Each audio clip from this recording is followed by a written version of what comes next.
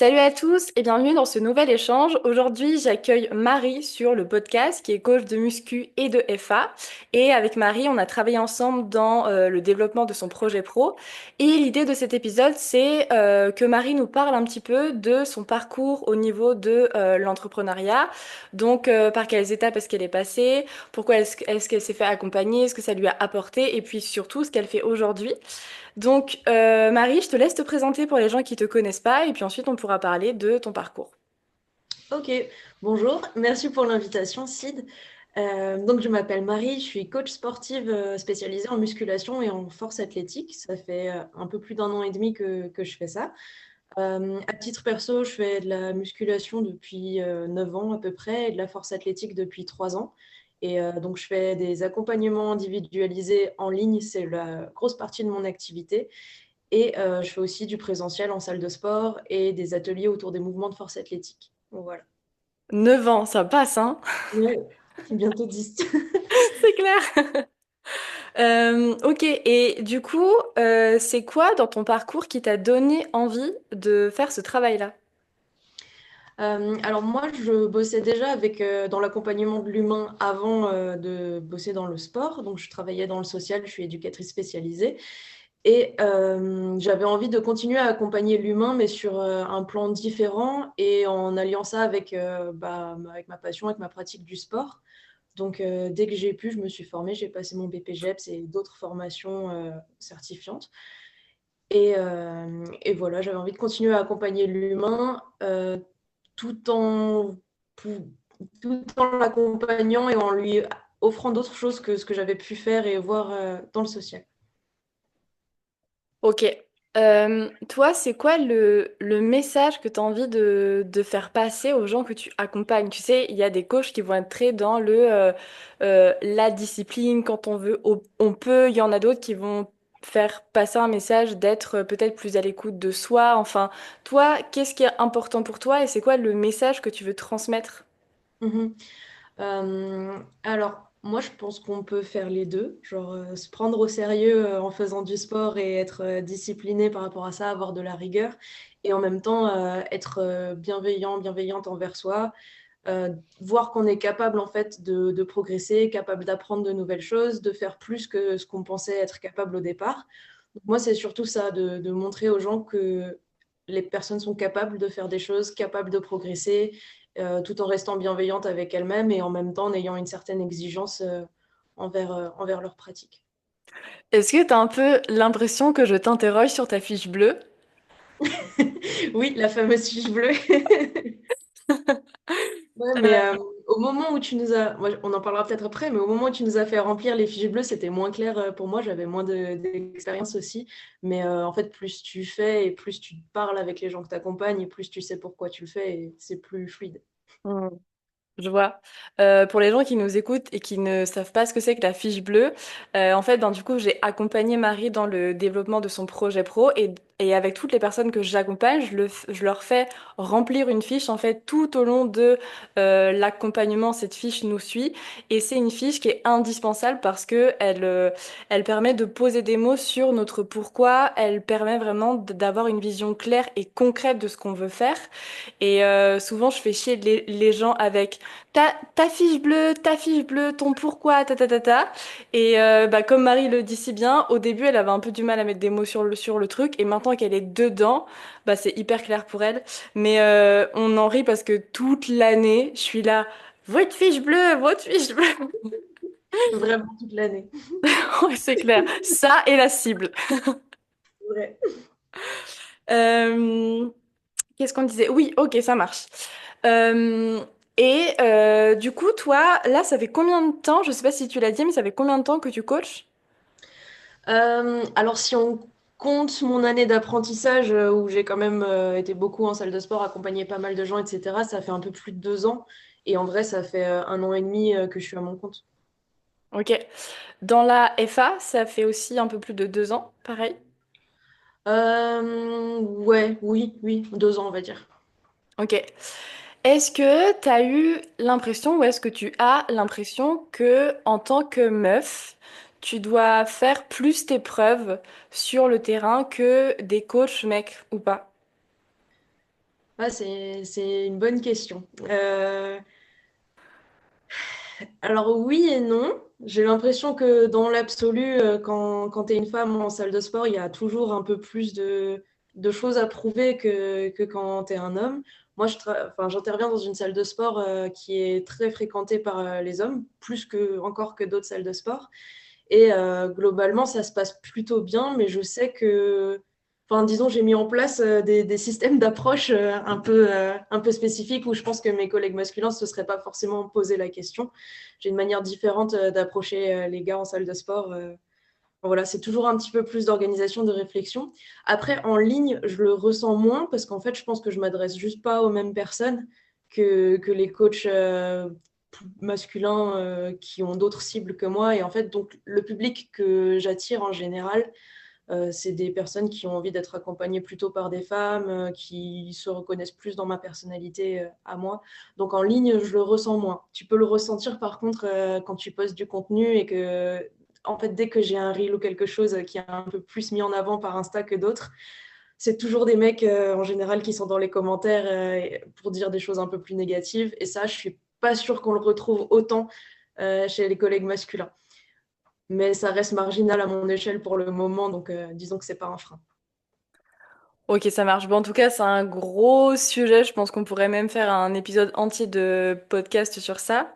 Mm. Mais ok, je voulais quand même avoir un peu ton ressenti sur ça. En tout cas, moi, c'est un truc que j'ai ressenti. Alors, beaucoup moins maintenant, parce que mon activité, elle a évolué et j'ai réussi avec le temps à me faire une place, en fait. Mais au début, je sentais vraiment que il fallait que je fasse plus mes preuves que les mecs, en fait. Que genre, que mes perfs étaient pas légitimes de mon travail et que dans les trucs que j'allais avancer sur les réseaux, il y a toujours un mec qui allait venir pour commenter parce qu'il savait mieux que moi, alors que le mec, il avait aucune compétence, mais parce que c'est un mec qui savait mieux que moi. Et j'ai vraiment eu cette sensation, en tout cas moi, de devoir faire plus mes preuves au début. Donc je trouve ça cool d'avoir ton ressenti sur ça. Bah, en fait, si tu veux, Ouais, en fait, il y a un truc un peu à double tranchant où si je parle de quelque chose ou si je poste quelque chose, je suis absolument sûre de ce que je dis et de ce que je poste parce que j'aurais fait mes recherches avant et tout et que c'est le genre de terrain où j'ai pas envie de me faire avoir. Donc voilà, je vais avoir recherché mon truc et donc ces commentaires-là et tout ça, ça m'atteint pas forcément. Par contre, là où je vois la différence, c'est que justement, je me casse beaucoup plus la tête sur mes prises de position, mon contenu, etc., que ce que je vois parfois sur les pages d'autres coachs. Voilà. Donc peut-être que c'est plus à ce niveau-là que je me mets la pression, tu vois. En amont, Hmm. en fait, des remarques. Ça m'étonne pas trop. Je pense qu'on pourrait inviter Adélaïde pour en faire un podcast ensemble. Ah, Je pense clairement. il y a clairement matière à dire. Ok.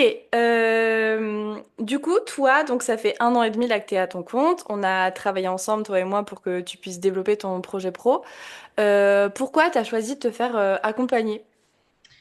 Alors moi, j'étais vraiment au tout début de mon activité quand on a commencé le mentorat. On a commencé en septembre? Non, Ouais. janvier. Euh, Janvier. oui, oui, Ouais, janvier. en janvier. Et moi, j'ai ouvert mon entreprise en septembre, donc juste quelques mois avant. Donc j'étais vraiment au tout début et je savais pas trop comment faire. Alors tu as forcément des petites notions de ce que tu es censé faire parce que sur les réseaux tu vois des choses, t'entends des petits bouts de formation par-ci par-là. Mais j'avais besoin d'être guidée et d'avoir un fil rouge, d'avoir au moins quelqu'un pour me dire si j'étais sur la bonne voie. Parce que c'est vrai qu'autour de moi, que ce soit dans ma famille ou dans mes amis, j'ai pas beaucoup d'entrepreneurs, voire pas du tout. Et j'avais personne à qui poser ces questions-là, personne non plus pour me dire que j'étais sur le bon chemin. Parce que bon, tu as toujours les proches qui te soutiennent, qui te disent que ce que tu fais, c'est super, etc. Mais d'avoir le regard de quelqu'un qui sait vraiment ce qu'il faut faire, ce qu'il faut éviter, c'est quand même différent. Ouais, j'avais besoin d'être guidée et je pensais que c'était ce que tu m'avais dit, je pense qu'on en avait discuté au début aussi, que c'était le bon moment pour être accompagné, pour poser les bonnes bases et puis qu'après je puisse continuer avec cette base-là. Ok. Et du coup, toi, alors c'est une question hyper vague, on peut faire du point par point ou pas, mais en tout cas, ça t'a apporté quoi le mentorat? Alors, quand je dis le mentorat, pour ceux qui nous écoutent, j'ai plusieurs services d'accompagnement, mais le mentorat, c'est l'accompagnement le plus long qui est sur 9 mois. C'est vraiment un accompagnement individuel et de groupe où il y a du en ligne, du présentiel, de la formation aussi pour être meilleur sur le terrain avec ses clients, en tout cas offrir une expérience un peu plus haute. Enfin bref, c'est tout un accompagnement à 360. Donc Marie était dans le mentorat. Et donc, rentrer dans le mentorat, du coup, ça t'a apporté quoi? Ça m'a apporté, surtout dans les premiers mois, vraiment une espèce de tutoriel de comment on lance son activité de coach sportif, tu vois, de définir sa cible, de définir ses offres, les tarifs, etc. Enfin, on avait un peu comme des devoirs, tu sais, à faire au début, étape par étape. Et donc, ça m'a vraiment beaucoup guidée au début. D'avoir aussi le contact avec toi quasiment quotidiennement si besoin. C'était vraiment bien d'avoir les retours sur ce qu'on faisait au moment où on le faisait, que ce soit sur les réseaux, la communication, etc. Moi, ça me donnait pas mal de légitimité aussi et ça me rassurait en fait d'avoir quelqu'un qui regarde et qui me dise ouais c'est bien ou alors tu pourrais faire ça un peu comme ci, ça un peu comme ça. Voilà. Le fait aussi d'être dans un groupe avec d'autres coachs qui sont aussi en train de redéfinir leur activité ou de commencer, etc., ça aide beaucoup. Bah, ça m'a permis en fait d'avoir un peu ce contact-là avec des entrepreneurs que j'ai pas dans la vraie vie. Et ça crée un petit réseau, j'ai gardé contact avec certains, certaines. Voilà, ça a surtout été ça dans les grandes lignes. Après, il y a eu plein d'autres choses. Je sais pas si tu veux faire point par point, mais dans les grandes lignes, c'était vraiment ça. C'était un guide, le contact avec toi et le réseau. Ok. Et est-ce que au niveau de ta légitimité, il y a des trucs qui ont évolué ou pas? Pendant le mentorat, Oui, en fait, si tu dois faire une comparaison entre le moment où tu es rentré dedans et le moment où tu es sorti, est-ce qu'au niveau de tes croyances, de ta légitimité, il y a des trucs qui ont bougé ou pas? ouais, oui, oui. Et puis c'est assez facile à voir, hein. J'ai changé mes tarifs, j'ai lancé des offres que je n'osais pas trop lancer. Euh, je me comparais pas mal en fait au marché, aux autres coachs en FA qui sont plus connus, qui ont plus d'expérience, plus d'athlètes, etc. Et donc je m'en servais pour définir mes tarifs en me disant bah, en fait je peux pas me permettre d'être aussi cher ou plus cher que ces personnes-là. Euh, ouais, j'ai pas mal évolué aussi sur ma manière de communiquer, de parler de mes offres. J'avais un peu de mal à vendre, dans le sens à donner un prix, demander de l'argent, entre guillemets, pour ce que je faisais. Sur ces points-là, ça a beaucoup bougé pendant le mentorat et puis encore après. Ok, de toute façon, sur le après, je le vois. Je t'ai encore écrit il y a genre 3 jours, je crois, pour te dire, mais c'est trop bien ce que tu fais, Marie! Ouais, c'est ça, c'est la continuité en fait. Mhm. Ok.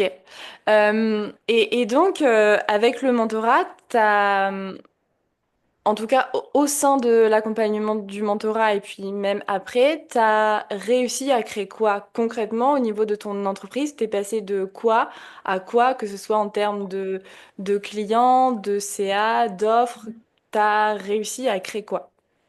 Bah, en termes de CA, le plus important pour moi, en fait, j'ai une partie de mon activité qui est dans une salle de sport où je fais de la prestation de service, donc je suis présente à certains horaires dans cette salle. Et l'autre partie que je voulais développer, c'était ma partie juste qui dépend que de moi, donc les accompagnements en ligne, les ateliers sur les mouvements, etc. Et donc mon objectif, c'était d'être moins dépendante de ce que je gagnais en présentiel à la salle de sport et de dépendre de plus en plus que de moi. Et donc ça s'est mis en place au fil des mois et puis encore après le mentorat. Et là, petit à petit, je commence à gagner plus d'argent avec ce que je fais moi qu'avec ce que me rémunère la salle. Ça, c'était un de mes gros objectifs que j'avais mis au tout début du mentorat, où quand j'ai commencé, en fait, j'avais quasiment que le revenu de la salle de sport parce que j'avais peut-être, quand on a commencé le mentorat, je crois que j'avais une ou deux personnes en suivi et c'est tout. Là, maintenant, j'ai une dizaine de personnes en suivi individuel et puis encore quelques personnes sur Power Squad, sur mon accompagnement de groupe. Et voilà, j'ai osé aussi lancer Power Squad, justement. Donc, c'est un coaching en ligne de groupe sur le powerlifting. c'est un truc que j'avais en tête depuis un moment et puis j'osais pas le lancer. Je te disais, ouais, mais si j'ai pas assez d'audience, je trouverai jamais des gens qui veulent rentrer dans Power Squad. Je vais le lancer maintenant et ça va être un flop. Faut que j'attende d'avoir plus d'abonnés, plus d'audience, plus de machin. Et au final, je l'ai lancé vers la fin du mentorat et bah, ça a fonctionné plutôt bien. Donc voilà, ça, j'ai osé le faire. J'ai aussi lancé des ateliers sur les mouvements de force athlétique en présentiel là sur Strasbourg. Ça, c'est aussi le mentorat qui m'a encouragé à le faire. Voilà. Juste Oui, pour les gens qui nous écoutent et qui savent pas, est-ce que tu peux expliquer un peu ce que c'est que les ateliers que tu as créés? ouais. Alors, c'est des ateliers en présentiel où je prends 6 personnes et on travaille sur un mouvement de powerlifting, donc tour à tour le squat, le bench et le deadlift. Et on passe 1 heure et demie à décortiquer le mouvement, un petit peu de théorie, les échauffements, la mobilité, la technique. Puis après, j'individualise en fonction de ce que je vois et des questions qu'on me pose. Et voilà. Donc, si jamais je cherche des salles à Strasbourg qui ont envie d'accueillir ces ateliers-là, bah, vous pouvez me contacter parce que je cherche à les exporter ailleurs que dans la salle où je travaille. Et pour le moment, je n'ai pas encore trouvé où. C'est trop bien pour une meuf qui n'osait pas il y a un an. Là, elle est invitée sur le podcast, elle fait sa pub, mais j'adore, c'est trop bien. Ok, donc tu as ouvert Power Squad, tu as développé tes ateliers en présentiel, tu as créé du coup tes suivis en ligne de FA, c'est ça? Alors, je les avais déjà, mais disons, je les ai bien étoffés. J'ai bien défini mon offre pendant le mentorat. J'ai augmenté mes tarifs et puis j'ai mieux communiqué, donc j'ai eu plus de suivi aussi. En fait, la grande différence, c'est qu'au tout début du mentorat, j'avais des personnes que je connaissais dans la vraie vie qui m'avaient pris des suivis. Et puis, petit à petit, ça a été des personnes qui me connaissaient via Instagram, etc. Enfin, voilà, j'ai élargi le cercle des prospects. Trop bien, trop trop cool. S'il y a un truc que tu dois retenir de l'accompagnement que tu as eu avec moi, avec Louis sur la fin, ce serait quoi? S'il y a un message que tu retiens du mentorat, ce serait quoi? Oh, c'est dur. Je pense que ce serait vraiment autour de la légitimité, justement. Tu vois, que ce soit ce qu'on a fait avec Louis pendant le séminaire, euh, s- tout le fil rouge du mentorat, en fait, pour moi, ça a été de prendre confiance en moi en tant que coach, en mon offre, en ma capacité à accompagner les gens, en ma communication, ma manière de vendre. Enfin, ça a été vraiment de prendre de la confiance et de la légitimité sur tous ces aspects-là. Ok. Et si on doit comparer avec le tout début où tu es rentré dans le mentorat et là où tu es arrivé au max, sur le CA que tu as pu faire uniquement sur ton activité à toi, là je parle pas de la salle, t'es passé de combien à combien à peu près? Alors, à peu près, je ça dépend encore un petit peu des mois, mais au tout début du mentorat, bah, je devais être à, je sais pas, 100 euros, tu vois, parce que j'avais un petit suivi pas cher qui traînait.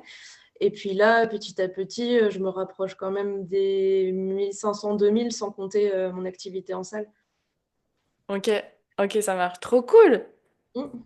Ça me fait rire que tu te dis j'avais un petit suivi qui traînait. Alors, il traînait pas tant que ça parce que là, je l'ai toujours, c'est mon plus vieux client. Trop bien. Mais ouais, c'était le premier, c'est un gars de ma salle qui m'a fait confiance en premier. Trop bien. Trop trop cool. Est-ce que toi, tu conseillerais à des gens qui veulent se lancer de se faire accompagner? Alors là, je dis pas forcément par moi, mais par d'autres pros. Est-ce que tu conseillerais d'être accompagné quand on veut créer ou en tout cas quand on veut améliorer son projet pro ou pas? Et si oui ou sinon, pourquoi? Moi, je vais faire l'analogie évidente avec quand tu commences le sport, en fait. Tu vois, tu peux commencer tout seul. Par contre, en fait, ça prend beaucoup plus de temps et beaucoup plus d'énergie que si tu te fais accompagner par quelqu'un qui est déjà passé par là et qui, en fait, te donne les bons éléments au bon moment. Parce que tu peux toujours aller les chercher par toi-même, essayer des trucs, bidouiller de ton côté. Mais en fait, tu n'avanceras jamais aussi vite et bien que si tu es encadré par quelqu'un de compétent. Et donc, ouais, je recommanderais carrément de se faire accompagner et je vois pas trop de cas de figure où ce serait pas nécessaire. Tu vois, je pense même quelqu'un qui est bien lancé dans son activité, bah, d'avoir ne serait-ce qu'un regard extérieur objectif sur ce que tu fais déjà, c'est intéressant, ça peut te permettre de restructurer certaines choses. Voilà. Donc, ouais, je conseillerais complètement de se faire accompagner. Ok, je te rejoins assez sur ça parce que même moi qui ai du coup une activité aujourd'hui qui marche, franchement, des fois, j'ai la tête tellement dedans que, tu sais, j'ai trop du mal à prendre du recul et c'est pour ça que je suis accompagnée. Alors, je suis pas accompagnée 365 jours sur 365. J'ai des phases où je le suis pas. Mais en tout cas, là, je suis dans une grosse période de modification du mentorat avec Louis, t'as dû le voir. Et en fait, j'ai tellement la tête dedans que je me dis, mais heureusement qu'il y a Boris qui m'accompagne et qui me permet de prendre du recul parce que, tu sais, c'est un peu comme quand t'es, enfin, je trouve, comme quand t'es étudiant, que tu planches sur une copie, t'écris de ouf, tu relis, t'es en mode ah ça va, et une semaine après tu relis et t'es en mode putain j'ai mis ENT au lieu de S, mais je suis trop con. Mais oui, mais en fait t'as tellement la tête dedans que t'as pas vu. Et je trouve que des fois, quand on est tellement dans notre truc, qu'on a nos idées et tout, des fois on peut aller à fond dans le mauvais chemin et on peut faire de la merde à fond, à fond, à fond. Et je trouve que quand on a en tout cas une personne qui est plus extérieur au truc, ça nous permet de prendre du recul et de mieux avancer. Ouais, carrément. Et en fait, pour le sport, c'est pareil. Tu vois, je me fais aussi coacher par AD. Et en fait, le fait d'avoir quelqu'un qui s'occupe de ma programmation, alors que peut-être j'aurais les compétences de le faire, tu vois, ben, ça m'enlève une charge mentale, de l'énergie, etc. Et là, c'est pareil, en fait, quand tu es sur ton business tout le temps, que en plus, bah, tu travailles sur tes suivis et compagnie, d'avoir quelqu'un dont c'est le travail, justement, de superviser tout ça, c'est quand même, ça décharge beaucoup. Hmm. Mais franchement, ce que tu dis, c'est hyper parlant. Et même, du coup, si je dois faire le lien avec le sport, moi, c'est pareil. Mes prog, je m'en occupe pas parce que, ben, une fois que j'ai fait toute seule de mes athlètes faire la mienne, ça me saoule. Et puis, en plus, tu sais que des fois, il y a des exos que tu dois faire pour progresser, mais tu les aimes pas. Et quand c'est toi qui fais ta propre prog, tu te dis, je les fais pas, c'est pas grave. Et ben, je trouve que dans le business, c'est pareil. Tu sais, bah, le mentorat, tu l'as vécu. Des fois, on vient toucher un peu à des croyances, la légitimité, des peurs. Des fois, c'est pas forcément confortable. Et quand t'es tout seul, bah, je trouve que c'est compliqué de se mettre tout seul dans un inconfort, tu vois. Alors que quand c'est quelqu'un qui te tape sur les doigts et qui te remet les idées un peu en place, tu vois, un peu comme ce qu'on a vécu avec Louis à Cannes, eh ben ça a pas du tout le même effet et on est genre obligé d'avancer. Ouais, c'est ça. En fait, ça rend l'introspection un peu plus facile parce que t'es pas tout seul à la faire. Tu vois, la fiche bleue, je me serais jamais fait une fiche bleue toute seule de mon côté. Enfin, non, je pense pas que j'aurais fait. Je comprends. Est-ce qu'elle te suit encore, cette fiche bleue? Faudrait que j'y rejette un œil et que je la mette à jour, tiens. Je pense qu'il y aurait des petits changements à faire. En vrai, des fois, bah moi c'est pareil, j'ai une fiche bleue, je suis pas tout le temps dessus, même si pendant le mentorat, bah elle nous suit tout le temps. Mais quand tu vas avoir des périodes de changement, tu vois, genre tu vas lancer un nouveau projet ou ton activité elle va évoluer, tes workshops vont peut-être passer comme des formations ou des séminaires, et ben, je te conseille, en tout cas, c'est ce que je fais moi et ce qui marche bien et qui me permet toujours de me reconnecter un petit peu au sens de pourquoi je fais les trucs. Quand j'ai des périodes de lancement, de gros rush et tout, ou des périodes où je culpabilise de pas travailler ou d'en faire trop et tout, ben en fait, je me remets un peu sur ma fiche bleue et je suis en mode, ok, je sais pourquoi je fais ça et ça remet direct du sens. Je sais pas toi, mais moi, des fois, j'ai des phases où, genre, en fait, moi, attends, je parle que de moi pour le coup, mais je sais pas comment tu gères ça, mais moi, mon business, il est vachement lié à mon état de fatigue et d'énergie. J'ai des périodes où je vais être dans une euphorie de ouf et je vais travailler de ouf tout le temps, je vais être créative énormément. Et ça va être dur de m'arrêter. Et à l'inverse, j'ai des périodes où genre j'ai plus de jus et juste je fais rien. Je fais que le nécessaire et je n'en fais pas plus en fait. Et des fois, ça m'est arrivé par le passé de culpabiliser, de me dire j'aimerais bien plutôt être stable. En fait, je me suis rendu compte que mon énergie, elle fonctionnait juste comme ça et qu'il fallait juste accepter et que c'était dans cette énergie que j'étais productive.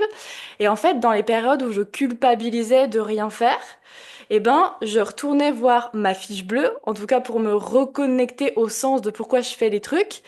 Et en fait, je ça reprenait directement sens pour moi de voir que je fais ce travail-là pour aider les gens, pour faire passer ces valeurs-là et pas pour m'épuiser ou pour gagner encore plus, encore plus, encore plus. Et je trouve que quand tu te reconnectes au sens dans les périodes un peu de rush, eh ben ça fait du bien et tu culpabilises moins ou en tout cas tu te remets un peu dans le droit chemin sans te prendre la tête sur des trucs bah, qui n'en valent pas la peine en fait. Ouais, je comprends, ça fait une espèce de constante, un espèce de cadre. Mais je pense que ce que tu dis là, c'est un truc que beaucoup d'entrepreneurs ont parce qu'en fait, ton business, il dépend complètement de toi et de l'état dans lequel tu es. Alors peut-être que c'est des variations un peu différentes selon chaque personne. Mais ouais, moi, j'ai aussi ce truc-là où parfois j'en fais plus, parfois j'en fais moins. Et quand j'en fais moins, je me dis merde, je devrais en faire plus. Donc oui, je comprends tout à fait. Et ben, quand t'es dans des périodes où tu te dis putain, je devrais en faire plus et tout, en vrai, essaie de reprendre ta fiche bleue. Alors, peut-être pas la fiche bleue telle quelle, telle que tu l'as eue, mais de te reposer sur ok, pourquoi je fais ça? C'est quoi mon impératif là pour demain? Est-ce que j'ai vraiment besoin d'en faire autant que ça là tout de suite? Et souvent, la réponse est non, en fait. Et c'est juste que il faut juste, je pense, accepter que on fonctionne vachement un peu en dents de scie et que c'est comme ça que ça marche. Je trouve que, en tout cas, j'en parlais avec Louis il y a genre hier, je crois. Ouais, hier. Et je trouve que quand tu entreprends, en tout cas dans notre secteur, à toi et moi, et que notre taf, il est vachement lié à notre créativité, à notre niveau de fatigue et d'énergie, je pense qu'on peut pas espérer avoir un rythme, une énergie de travail stable tous les jours de l'année. Je trouve que c'est impossible. Ouais, je suis d'accord. Et puis à un moment, c'est aussi l'avantage de travailler à ton compte et de pouvoir gérer tes horaires plus ou moins, etc. Moi, je sais que la constante, ce qui sera toujours fait, bah, c'est les retours aux personnes que j'accompagne, les programmations, etc. Parce que ça, c'est un impératif et il y a une deadline et c'est important. Après, c'est surtout sur la communication, la création de contenu, les choses comme ça, où je le vois. Mais du coup, maintenant, j'essaye de profiter des moments où j'ai un peu plus d'énergie, un peu plus de créativité pour prendre de l'avance, en fait. Tu vois, j'ai toujours un ou deux postes qui traînent, qui sont de côté pour le jour où, en fait, j'aurais pas du tout envie de filmer ou de monter quelque chose. Donc, ouais, j'essaye de suivre un peu cette courbe-là. Trop bien. Donc, profitons de ces énergies de feu et ne culpabilisons pas quand ça retombe. Parfait.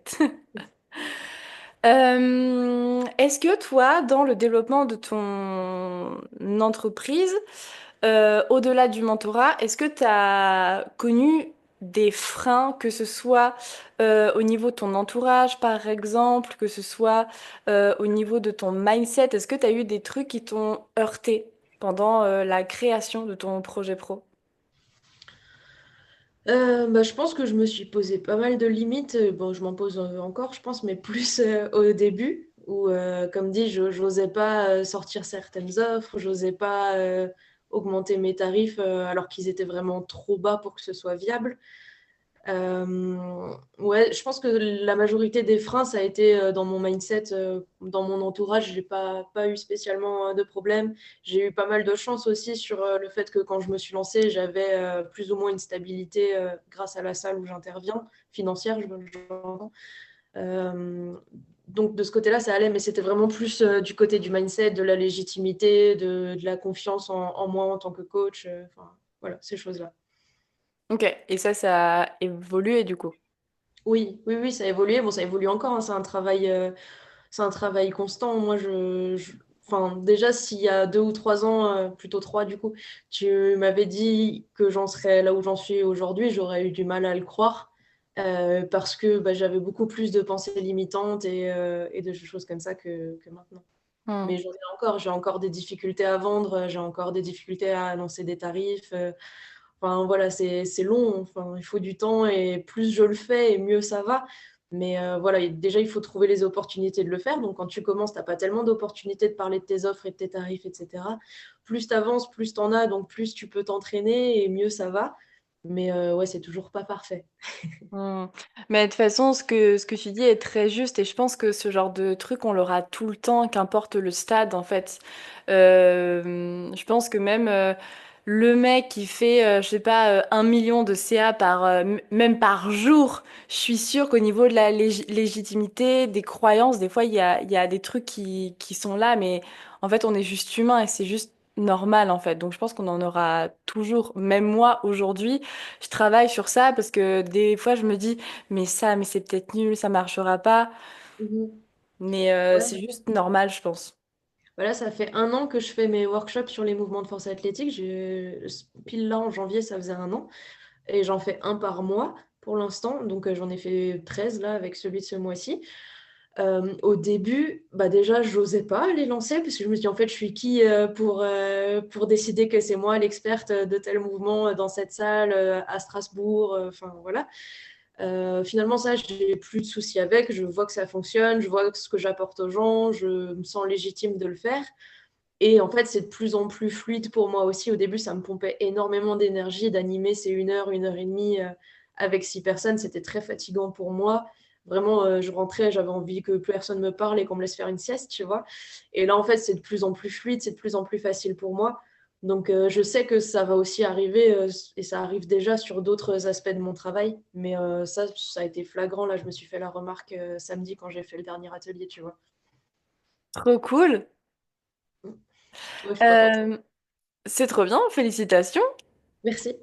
Là, ce que tu dis, j'aimerais savoir par quel process est-ce que tu es passé, alors avec le mentorat ou pas, qu'est-ce qui s'est passé pour que les choses comme ça évoluent, pour que tes croyances, ta légitimité, ton discours interne changent? Par quoi t'es passé pour qu'il y ait une évolution à ce niveau-là?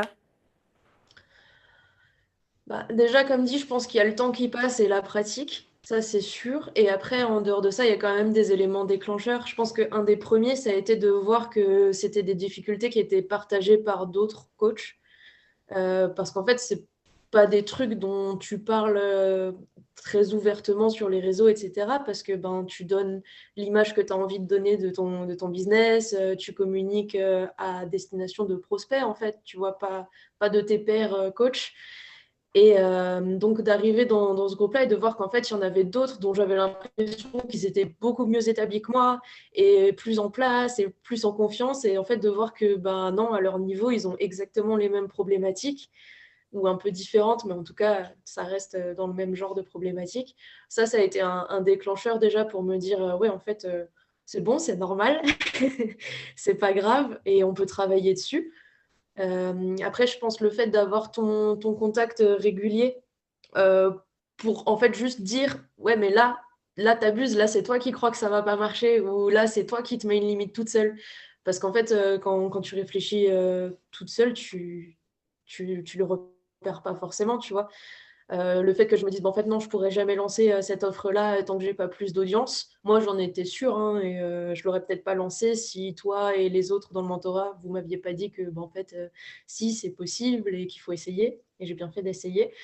Ouais, il y a eu ça, il y a eu les lives aussi où tu parlais de certaines problématiques plus spécifiques, donc genre le syndrome de l'imposteur, des choses comme ça. Pareil, de voir qu'en fait c'est un truc qui est partagé, qu'il y a des axes de travail là-dessus. Ouais, je pense que ça a été toutes ces choses-là, petit à petit, des petites prises de conscience par-ci, par-là, associées avec le fait que ben, tu as des petites réussites qui arrivent à droite, à gauche sur ce que tu mets en place. Bah, les deux ensemble, ça fait évoluer sur ce plan-là. Ok. Ça t'a fait quoi la première fois que t'es passé à l'action sur un truc qui te faisait peur? Genre, par exemple, la première fois que t'as, je sais pas, genre, lancé Power Squad, c'est comme ça que ça s'appelle? Oui. Ok. Première fois que t'as parlé de Power Squad, que t'as lancé ce truc, ça t'a fait quoi? Est-ce que tu saurais répondre à la question ou pas? Peut-être que je la pose mal. Tu veux dire une fois que je l'avais fait? En fait, est-ce que... Je te donne un exemple. Euh, Attends, faut que je trouve un exemple du coup. Tu sais, des fois, on peut, tu vois, tu prends une personne qui a hyper peur de se filmer, qui est genre au Mhm. bout de sa vie, genre non, mais j'ai trop peur et tout. Elle le fait quand même, sur un petit truc, tu vois, elle va pas non plus faire une vidéo de 3 heures, mais elle fait une vidéo de 30 secondes. Elle a hyper peur et quand elle le fait, en fait, il se passe rien et elle se rend compte que, ah ben, c'est que ça, tu vois. Mhm. Et toi, ça t'a fait quoi la première fois que t'as lancé Power Squad alors que t'avais des croyances de, mais ça marchera jamais, je peux pas faire ça et je suis qui, etc., etc. Est-ce que tu te souviens de par quelles étapes un peu, genre, émotionnelles t'as pu passer? Euh, Bah, ouais, je pense que ça a été un peu pareil aussi quand j'ai commencé à poster du contenu et du facecam et des choses comme ça. Tu sais, des fois, non, j'ai pas mon téléphone, mais quand par exemple on me demandait mes tarifs, tu sais, je tape mon message et puis genre je jette mon téléphone et je me dis, je vais regarder dans 1 heure et je vais oublier ce qui vient de se passer parce que vraiment, j'assume pas ce qui est en train de se passer. Donc ouais, au début c'était un peu anxiogène comme truc, tu vois. Et par exemple, Power Squad, le moment où je l'ai fait et que bah, j'ai vu qu'en fait ça accrochait un peu, qu'il y avait des personnes qui me posaient des questions, qui avaient l'air intéressées. En fait, déjà, tu dédramatises. C'est ce que tu disais. Tu dis en fait, ouais, c'était pas un si gros truc que ça. Après, tu réalises que bah, il y a quelques personnes intéressées et que la majeure partie des gens, en fait, ils s'en foutent. Et c'est bien, tu vois, parce que en fait, ça veut dire que tu peux tester des trucs et les gens, ils vont pas faire une fixette dessus, ils vont pas le retenir. Enfin, tu vois, en fait, c'est un peu comme quand tu as un gros complexe physique, généralement, il y a quasiment que toi qui le vois, tu vois. Et là, c'est pareil, en fait, tu fais des trucs, tu testes des choses que tu avais peur de tester. Et au final, les gens, bah, soit ils répondent positivement, soit ils passent devant et ils s'en fichent. Et en fait, c'est pas grave. Et donc, ça donne confiance pour essayer d'autres choses. Mais je pense que Power Squad, au moment où je l'ai lancé, je m'étais déjà rendu compte de ça. Par contre, ça a été un peu ça sur mes premiers posts sur Instagram, des choses comme ça, ou par exemple mon premier atelier, mon premier workshop aussi. Et en fait, tu te rends compte que bah, les gens, soit ils te font déjà un peu confiance et ils sont intéressés par ce que tu fais, dans ce cas-là, c'est positif. Et puis sinon, en fait, bah, juste, il n'y a pas de conséquences, tu vois. C'est trop cool et je te rejoins vraiment sur ça. Je trouve que en fait quand t'as des peurs et que tu passes à l'action, parce qu'à un moment donné il faut faire, hein, à force de réfléchir sur ma fiche bleue, faut qu'elle soit toute carrée avant que je fasse les trucs, ben tu fais jamais rien. Mais je te rejoins vraiment sur ce truc. En fait, soit on se rend compte que putain mais il y a des gens qui sont intéressés par ce que je fais et c'est trop bien, ou soit on se rend compte à côté que mais en fait, les gens, ils s'en battent les steaks et justement, comme tu le dis hyper bien, ben, ça fait moins peur et on peut s'autoriser de tester, de louper et c'est pas grave parce que les gens, en fait, ils s'en foutent. Il y a que nous qui faisons en fait une fixette sur ce truc-là. Donc, je te rejoins vraiment sur ce truc. Mhm. Euh, Si tu avais un conseil à donner à des gens qui aimeraient ben, se lancer dans l'entrepreneuriat, mais où en fait ils savent pas par où commencer, ils savent pas quoi faire, ils ont des peurs, ils savent pas trop. Tu leur dirais quoi? Je dirais deux choses. Non, mais c'est vaste, c'est dur. Et puis, ouais. Je dirais deux choses. Déjà, c'est une bonne idée de se faire accompagner, mais on en a parlé avant de pourquoi c'était une bonne idée de se faire accompagner quand on commence, et je le pense vraiment. Et je suis contente de l'avoir fait. Et je pense aussi bah, que ça rejoint ce qu'on vient de dire. Il faut essayer, en fait. Il faut tester des choses, il faut regarder ce qui se fait. Si tu as déjà une idée de tes offres, etc., bah, faut essayer. Ça veut dire qu'il faut en parler à des gens, voir si les personnes elles sont un peu intéressées, voir qui est intéressé par ce que tu proposes. Enfin, je pense qu'il faut tester et en parler autour de soi déjà. Et puis, ouais, se faire accompagner pour avoir un peu un guide et des étapes à suivre. Parce que des fois, on a un peu l'impression que tu te lances dans l'entrepreneuriat, soit parce que en fait, tu es déjà hyper au clair sur ce que tu fais et c'est un peu inné, tu vois. Soit que tu te lances un peu à l'arrache et puis un jour, ça finit par marcher. Mais en fait, je crois que ça va plus vite et c'est plus simple si tu suis des étapes et que tu te fais guider dès le début. Ok, donc si je résume, ton conseil, ce serait de faire, de passer à l'action et ensuite ou en même temps d'être accompagné. Bah, je pense que se faire accompagner, c'est déjà passer à l'action, tu vois, parce que ça veut dire que tu te sens déjà un minimum légitime pour entreprendre, etc. Donc, en fait, si tu as des doutes sur le fait d'entreprendre, mais que tu as envie de le faire quelque part, Je pense que de prendre un accompagnement, c'est le premier pas. Et puis au pire, ben, l'accompagnement, il te fera comprendre que tu n'avais pas envie d'entreprendre et tu n'entreprendras pas, mais au moins c'est réglé et tu sais que tu as creusé le truc, quoi. C'est extrêmement bien dit. Merci. Après. Est-ce que juste pour conclure cet épisode, tu peux juste rappeler aux gens ce que tu fais exactement aujourd'hui, où est-ce qu'ils peuvent te trouver si jamais ils veulent travailler avec toi? Ok. Vous pouvez me trouver sur Instagram, donc c'est coaching.marie. Et pour du présentiel, je suis à Strasbourg, donc ça, je vous laisse me contacter si vous êtes intéressé, et puis on voit ça ensemble. Donc je fais du suivi individuel en force athlétique et en musculation. Je fais aussi des ateliers en présentiel sur les mouvements de force athlétique à Strasbourg. Et je peux faire aussi des coachings présentiels ponctuels ou réguliers. Voilà. Mais le gros de mon activité, c'est le suivi en ligne sur la force athlétique. Donc, je peux accompagner, que ce soit pour débuter la force athlétique, pour aller vers sa première compétition, quand on est intermédiaire et qu'on a envie d'être accompagné. Voilà, c'est ça que je fais. Ah oui, Ok. et Power Squad aussi. J'ai oublié. Ouais, j'ai Power Squad aussi. Donc, il y a un coaching en ligne de groupe autour du powerlifting. C'est une prog qui est un peu power building, on va dire. Donc, dedans, c'est axé autour des mouvements de powerlifting, mais il y a quand même pas mal de musculation et de renfort, un peu plus que sur une prog de powerlifting classique. Et donc, c'est un accompagnement qui se fait avec une programmation commune, mais qui est quand même adaptable à chacun, à chacune, à chaque niveau. Et voilà, c'est 3 à 4 séances par semaine en salle de sport. Et c'est un abonnement mensuel où en fait ça fonctionne par bloc de 5 semaines. Où on peut s'abonner à un bloc, 3 blocs, 6 blocs, comme on veut. Voilà. Donc pour ça, il faut aussi me contacter sur Instagram. Ok, bah écoute, super cette petite pub. Et puis, je te remercie d'avoir accepté de parler de ton parcours ici. Est-ce que tu veux passer un dernier message?